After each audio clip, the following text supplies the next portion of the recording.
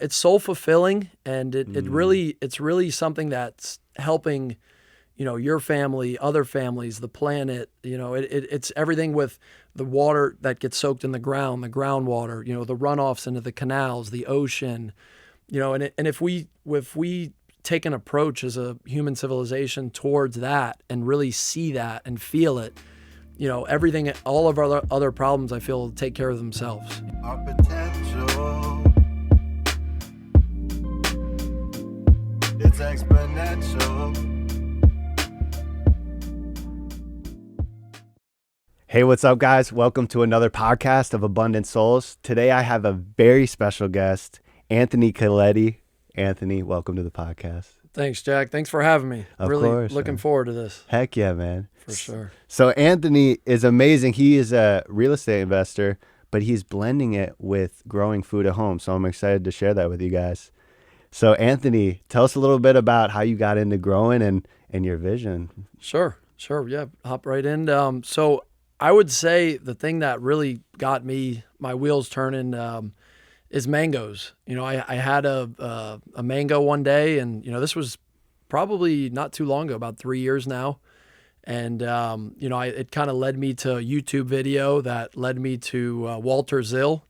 He's got a place in Boynton Beach, and just kind of showed up one morning when they were selling them, and I had no idea that there was so many different varieties. And I had what's called a superior variety, and didn't even know anything. I didn't know anything different from the grocery store. And that's what really kind of expanded my knowledge. I grew up in Hollywood, Florida, and was around all of the fruit trees and the different tropicals, but didn't even really know about them. Right. So cool, man. But like when you went, that's Walter Zill is a legend. Yeah. So all the mango, they bred all those mangoes. So tell us about that experience. You basically tried all these mangoes and you were hooked? Yeah, pretty much. Wow. The mangoes led to, searching more on YouTube about what else can grow in this area. I saw a lot of Pete's videos, Green Dreams. Yeah, got great into stuff. Watching a lot of Matt stuff, and Matt Reese. I know you had him on. Yeah, man. But yeah, just getting inspired. I had no idea that all these different types of fruits existed. Let alone that we can grow them down here in South Florida. Right. So, Yeah. So what's some of your experience? Because you have gotten a badass food for us since then, right? Yeah. It's a work in progress. But I mean, sure. Yeah, I love that you're humble, bro. But yeah, I mean, 3 years, it's amazing what you could do, right? Yeah. Actually, Ralph helped a lot with that project. Cool, man. And he was kind of the creator of the design, and it's pretty in depth. As with Urban Abundance, it's a little deeper than just kind of digging a hole, putting a fruit tree, and hoping for the best. So Ralph kind of walked us through, and was there with us on the install day, and it was a couple different phases, and he came back for a bunch of different phases, and he's super knowledgeable himself, and he kind of really helped, and you inspired it a lot too. We purchased plants from yourself as well, and I know your friends. You guys are all friends, and so. Yeah, it's just a combination of a lot of people, that's Totally. kind of brought it all together. And, I met you at a plant sale, and, we kind of hit it off right away. And And and by the way, congrats on your engagement with Kami. Thank you. Dude. Heck yeah. Appreciate it. Yeah, and Kami was working with us a little bit. She's super passionate, dude. Yeah, for sure. She's awesome. Yeah, man. So you guys are all keeping that place going and mulching, like up in Hobe Sound, right? Yeah. How's it been going? It's good.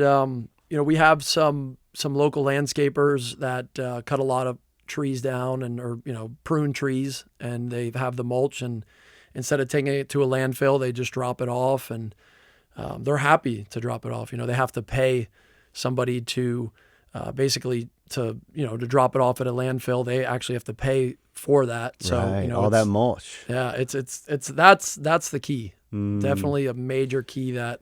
Yeah, let's talk about that. Yeah, mulch is massive. It's a because people don't know that. People who haven't planted and haven't planted as many plants as you and I guess, don't know that recipe. It's really pretty simple, right? It's as simple as sourcing mulch. Local mulch is better than I would say the stuff that you could buy at your different hardware stores or like Home Depots or Lowe's. Actually getting the plants that are growing in that area, it's magical. Mulch it's a game changer for sure. Definitely. Yeah, it holds the moisture. It feeds the plants. Like our soil's so sandy here. I'm sure you're by the beach. It's straight sand, right? Yeah. Well, we got kind of lucky. The property we're at, it had a lot of big trees prior to us moving in, and the previous owner actually cut them all down, before we moved in. But they were there for a long time, and interesting. Yeah, and as you know, with the leaves always dropping, the soil was pretty good. It was nice. Pretty rich. Cool. So there was already some microbes in there, fungi. For sure. Yeah, pretty black, nice soil. Yeah. Very cool, man. Yeah. The drainage is, as you do this more, you start learning about different things and different reasons why this is growing, why this isn't growing, and I would say our soil is so. I can't think of the word, but it's so, rich that I feel sometimes it doesn't drain as well. It holds a lot of water, and with the avocado tree, it didn't like it. That's a good point. Yeah, or moringa. Or... Exactly. Right. Some of them moringas on the property. We have a few, and some are, 5 feet, and some are 10 feet. It's wild. Yeah. It's like depending on the area and the location. So. Definitely learning a lot, observing and observation every man. day. Yeah, I think we learn more through observation than anything else. For sure. Right. Trial and error. Yeah. Yeah. You don't forget when that plant goes. You don't forget. No. Nope. Yeah, man. So you have big visions, man. I want you to talk more about like because you're super passionate about, us like I would say as a society getting closer to the land and growing more food. Tell us about like. Yeah, what we could do, in our own personal worlds to make that happen. Yeah, for sure. So it's kind of when us plant people kind of talk to other people, it kind of you get that look where people's eyes glaze over. So I've learned to kind of tone it back a little bit, especially if somebody doesn't really know too much about growing food. More of I would say the basics of, figuring out what works in your area, figuring out what time of year to plant it. And it's all on YouTube. Jack has amazing videos that he puts out.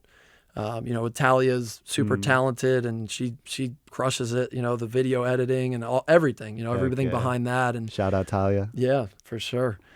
And, so the information's there, it's like anything else. If you really care and you really want to get into it, YouTube and connecting with people in your area and really getting the information before you go ahead and buy, a grafted fruit tree.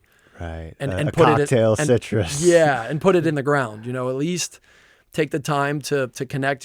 Jack has amazing plant sales all the time, go there, and there's a good chance that you'll meet other people as well that have a passion. And that's what I would say if you're just starting out. And, that's kind of how I like to, introduce people instead of telling them about, getting really into it and, the chop and drop and the different interplantings and the different species with, this tree helps this tree in the shade. And so kind of more simplifying things and, just taking it day by day. Yeah, I love that. It makes a lot of sense because it can overwhelm people, right? Like, how do I go from grass to what you have, a full-on system? For sure. It starts with planting a few things that really hit, and getting encouragement and going from there.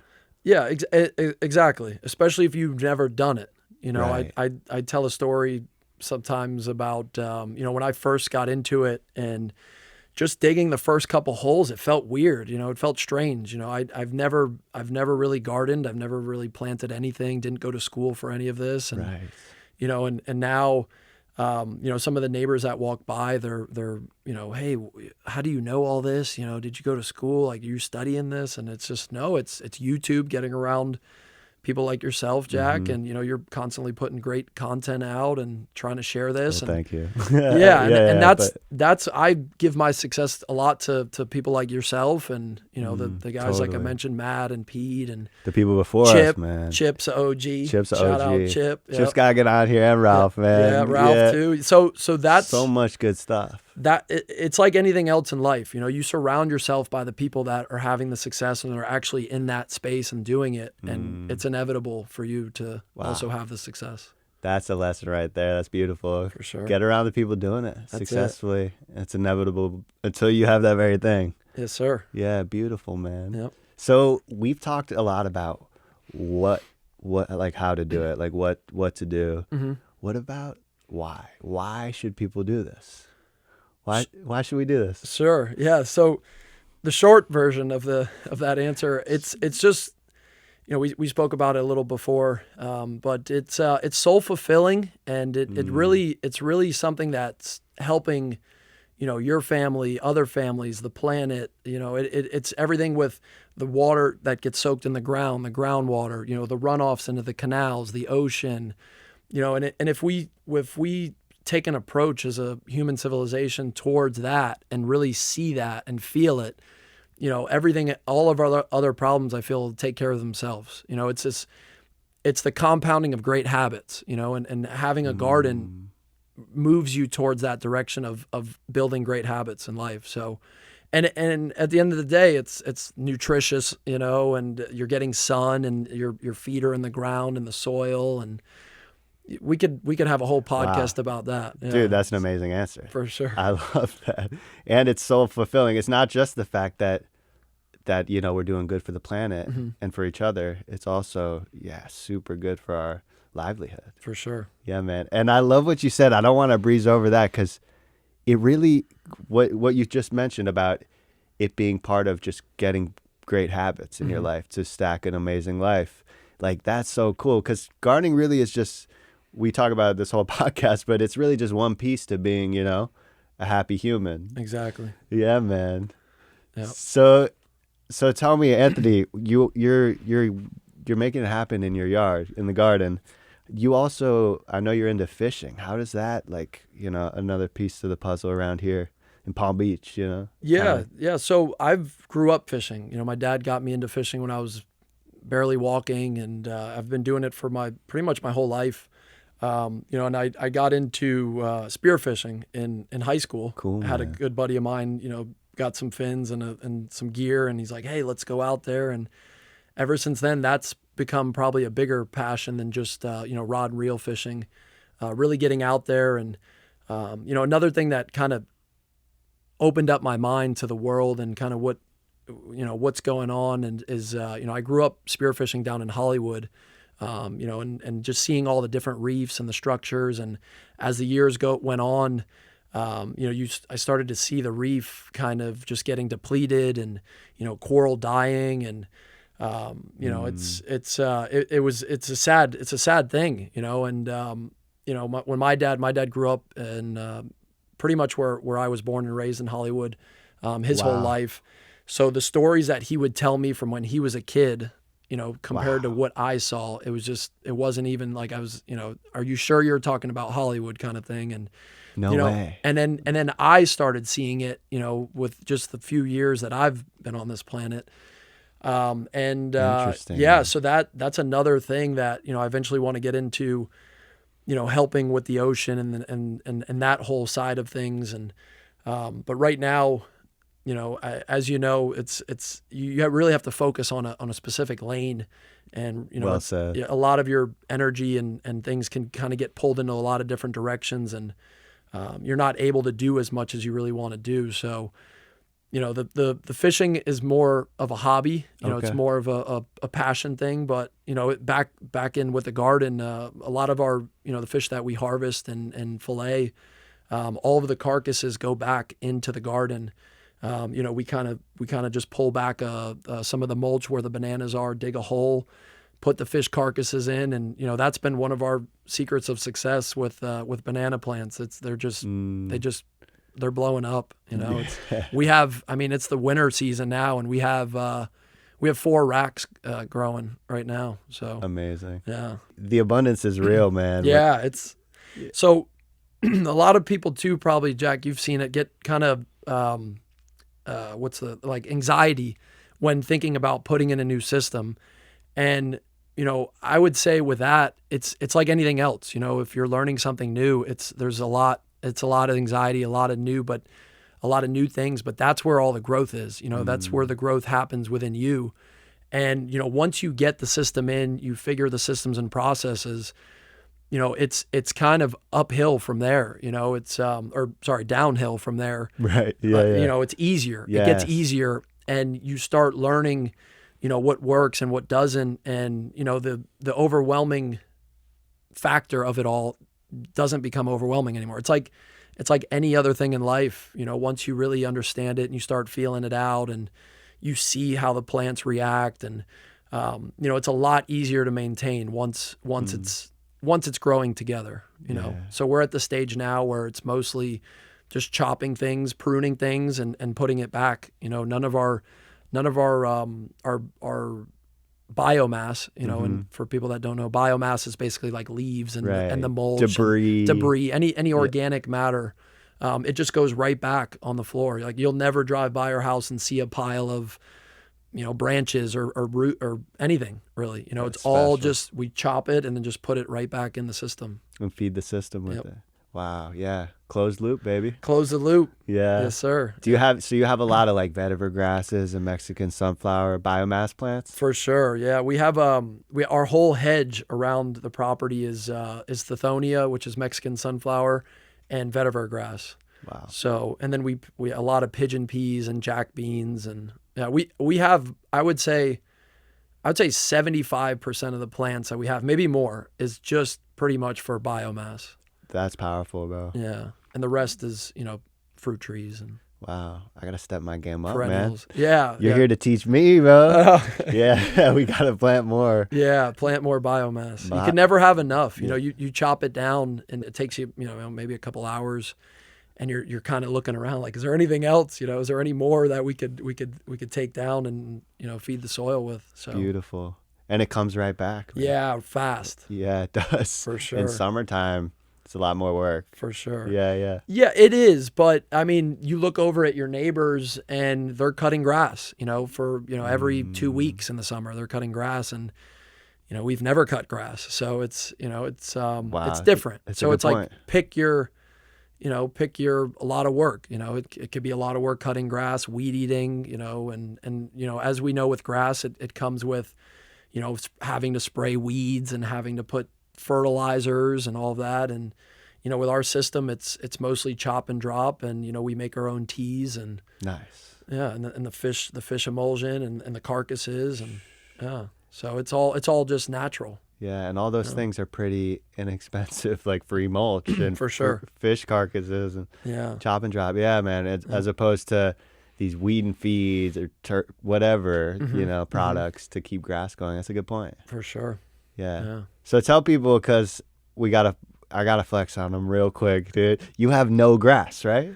Or do you have grass? The only grass we have, I think it's city owned, so it's like the swale.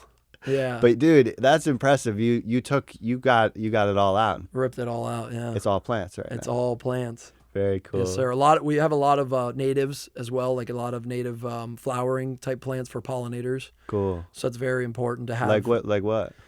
Oh man, it's hard to keep up with all the different stuff that we have. I sold you a bunch of sunshine mimosas, I think, right? Yeah. Are some of those still going? I Yeah, know they're coming. you even hooked me up with a lot of those. Yeah.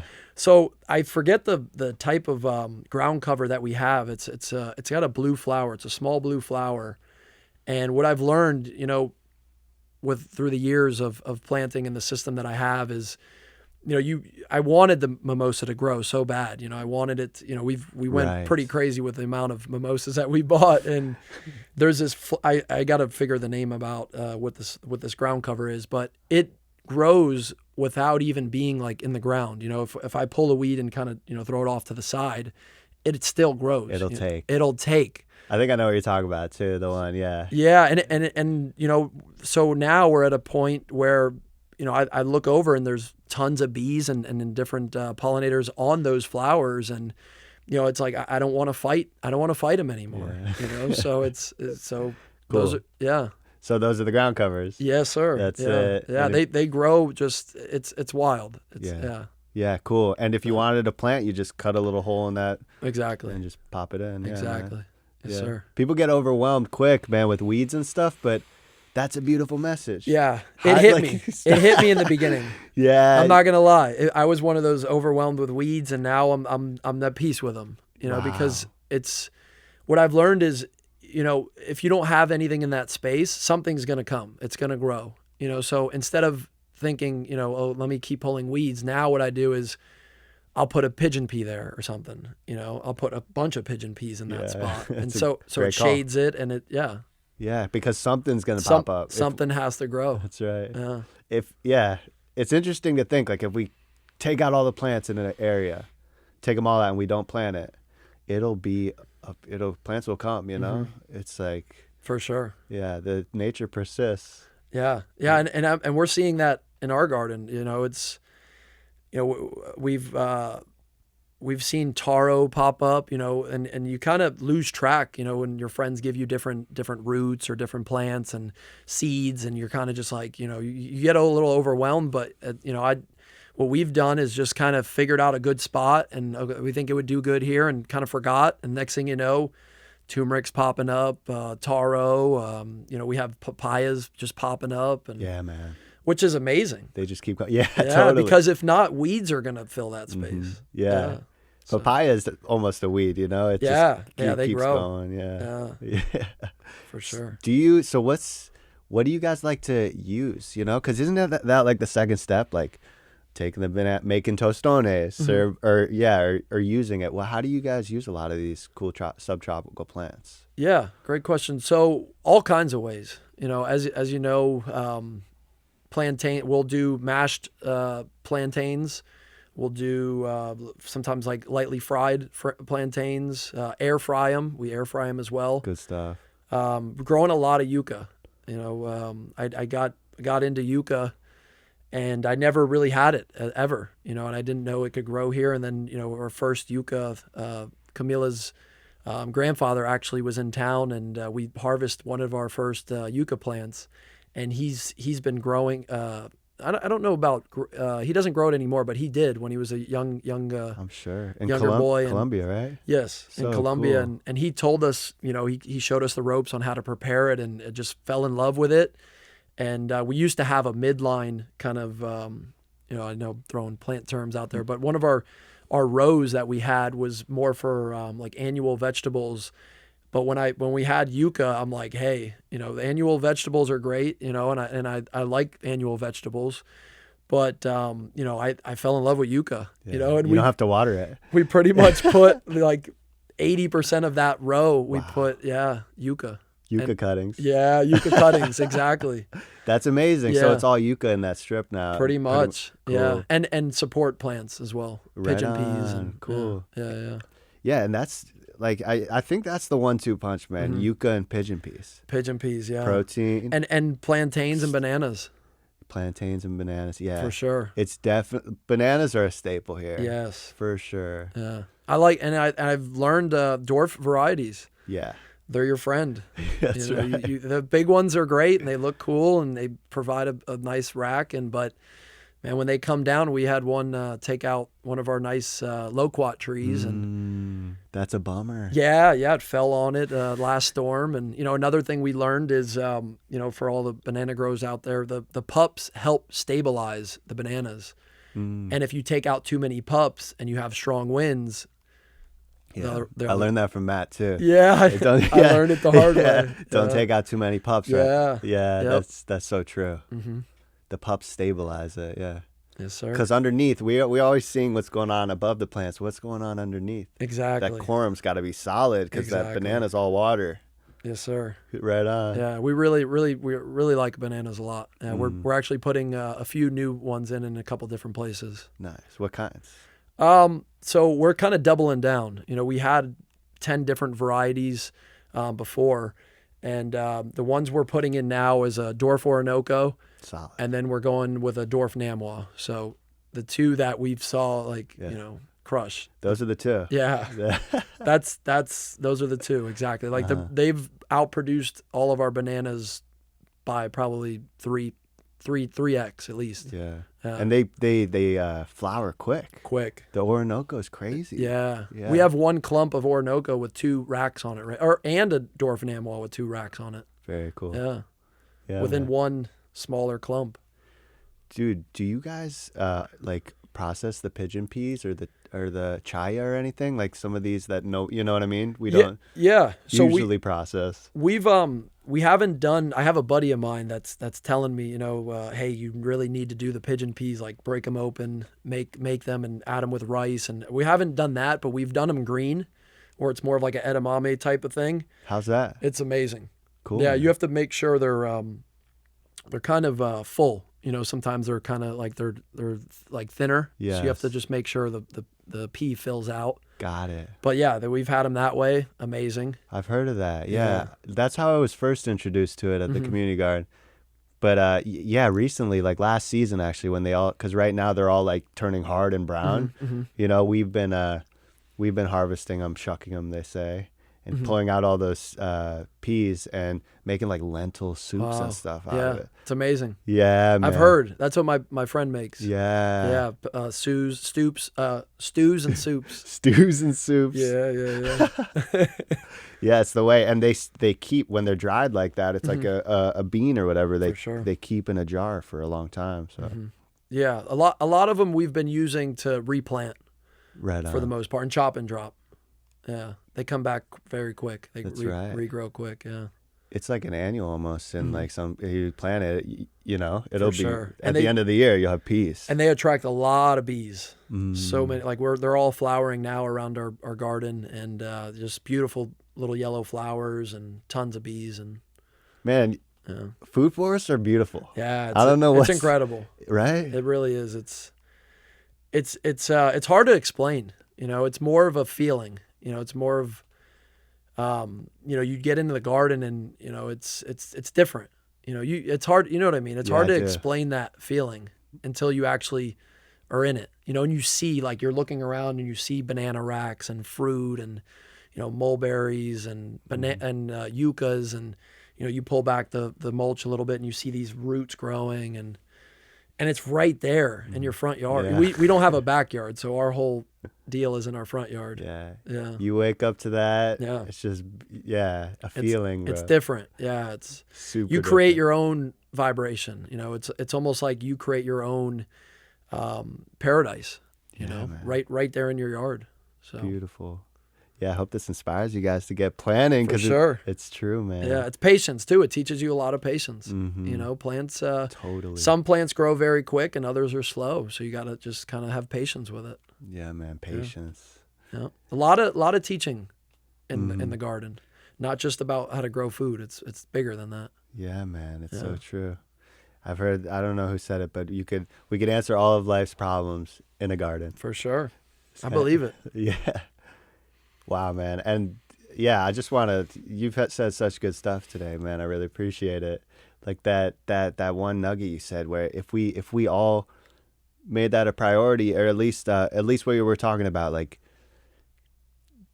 planting productive, healthy, beneficial ecosystems, like all these other problems would go away. For sure, Yeah. It's an interesting thought. it would be a different world, a better world, It would be a better a world. more abundant world. Yeah.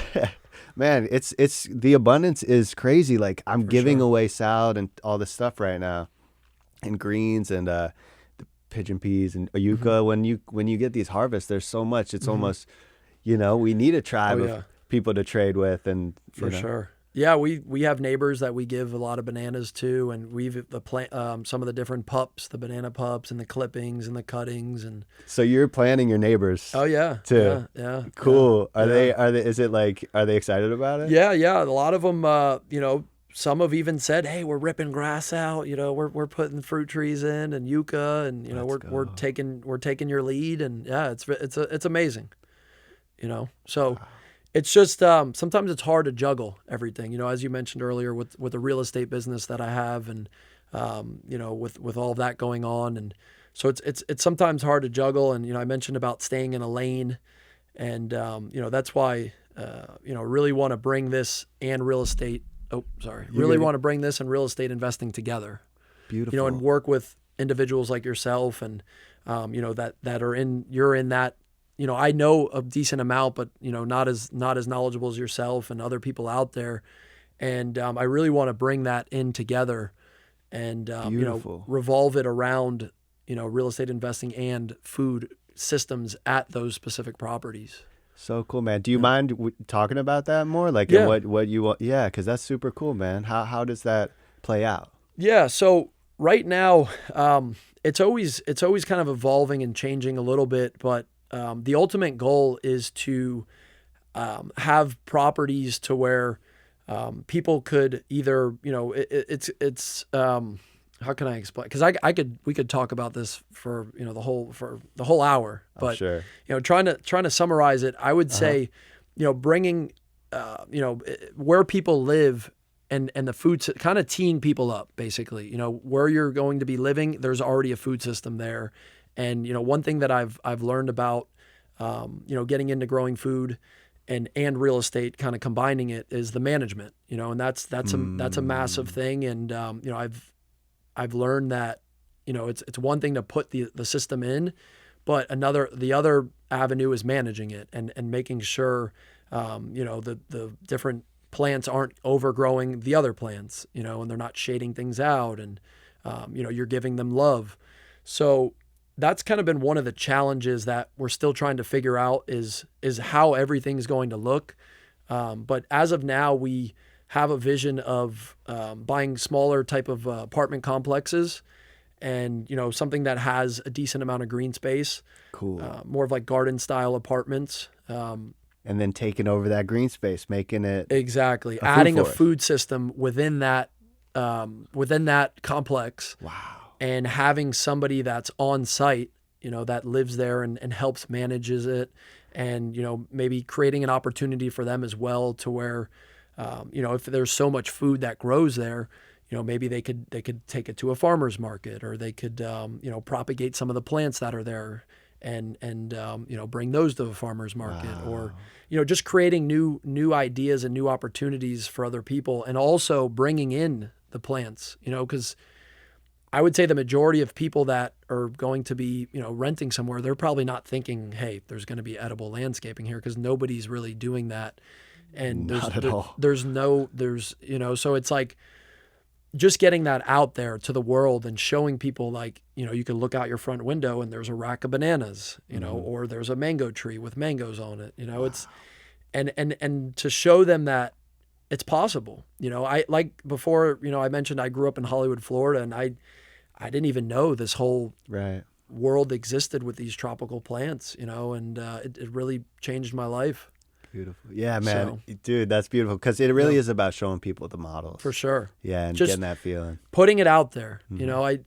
I haven't quite, figured it out, but that's where we're heading towards. I'm excited, man. Yeah. Let me know. I want to check it out when it's happening. And maybe we could collaborate. Right on. I'm there for it, bro. Yeah, because sure. that's, dude, like, it's like it's deeper than a community garden, right? But it's that same concept within, like, where they live, right? Because community gardens, you got to sometimes go drive far away.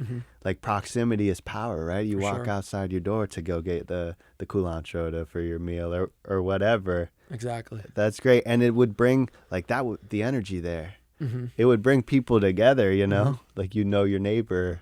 Yeah. And I think eventually it would attract, a different type of tenant base as well. People that actually care about, people and planet, and bringing everything together and sharing and the abundance. It's just different mindset. Totally.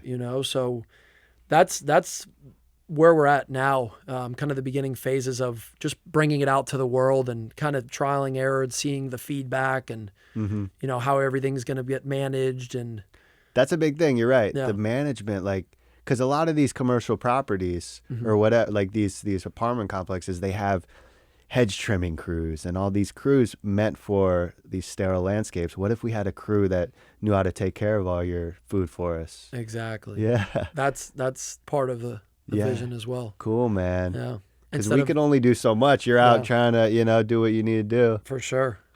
Yeah. It's a whole nother, the business of finding a property, for the right prices, and Sure. making sure there's what deferred maintenance needs to be done, and factoring all of the numbers in, and being profitable in order to grow this vision. It's That's important, right? it's a very big part of it. We for want sure. resilience, right? For We sure. want longevity. Yeah. Yeah, that's a good point, man. Yes, dude, I really respect what you're doing, and I'm excited to see where it goes. Appreciate it for Yeah, sure. man. But before we close this out, I really want to, just open it up. Like, is there anything you, want to say to the audience, or anything you want to share that you've learned that could help people out, who's interested in doing this stuff? Sure. Yes. man. Kind of what I touched base on in the beginning. If you really want to do anything, whether it's gardening, starting your own business, really dive into the knowledge that's out there. Everything's out there nowadays. You don't have to spend tons of money going to school, and the way a lot of things have kind of been brought out in the past, and the old ways of doing things. It's the knowledge is there. Getting around people like Jack and some of the other people that I've mentioned. It's that's where I've really learned the most. In my life. Getting around the right people. Learning. Get books. I always say that. I have a few mentors right now that they don't even know who I am. They have no clue. But I've followed them. I've watched their videos. I've read their books. I Right. kind of studied them. So, that's one powerful message. And another is don't give up. It's new things are hard.